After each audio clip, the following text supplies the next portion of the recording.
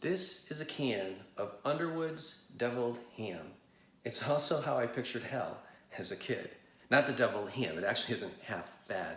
But as a kid, I pictured hell as a fiery place in the bowels of the earth where a little red man looking like this, donning horns and a pitchfork, ran around tormenting people for all eternity.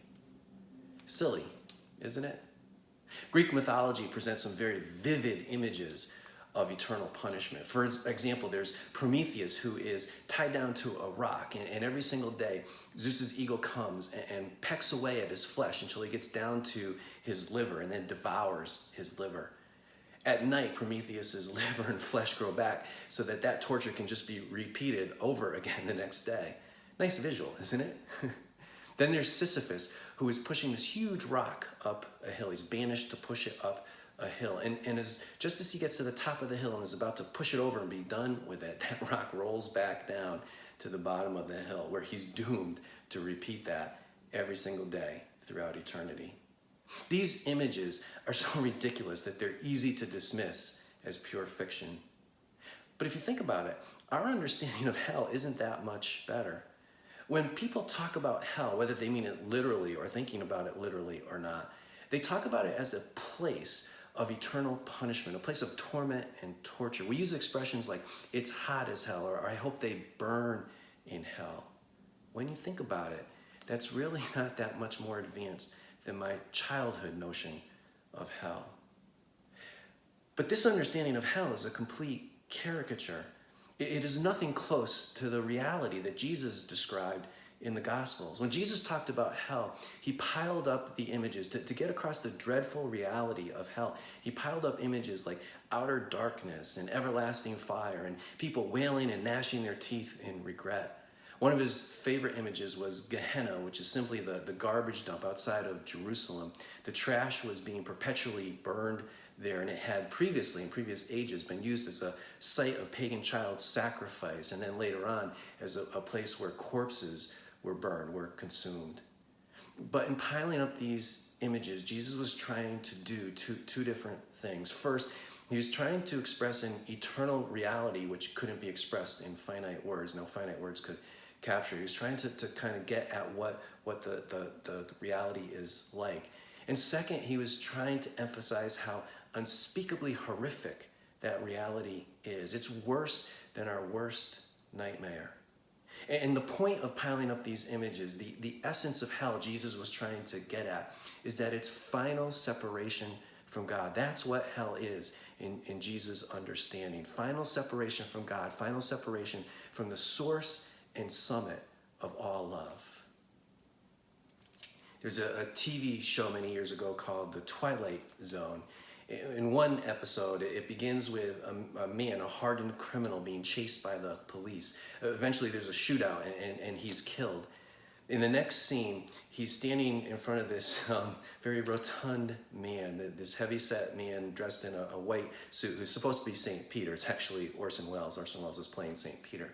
And Peter asks this man, "What is it that you want? Ask me anything, and I'll give it to you." The man's confused because he thought with the life that he lived, a hardened criminal, he was going to wake up in hell. So incredulously, he asked, "Well, I'd love to have a mansion." And instantly, he has a mansion, the mansion he's always dreamed of having. Then Peter asks him, "Would you like anything else?" And the man thinks for a second and says, "Yeah, I'd like all the fanciest sports cars I was never able to drive on earth." And bingo, there they are. Then Peter says, "Anything else?" And the man says, "Yeah, I'd love to have all the most beautiful women hanging over me all the time." And instantly, again, the women appear. Peter then says, "Is there anything else I can do for you?" And the man says, No. This is great. This is everything I've always ever dreamed of having, everything I've always ever wanted. So Peter tells him, "I'm going to go away for a while, but I'll be back in a few weeks to check on you to see if there's anything else you want."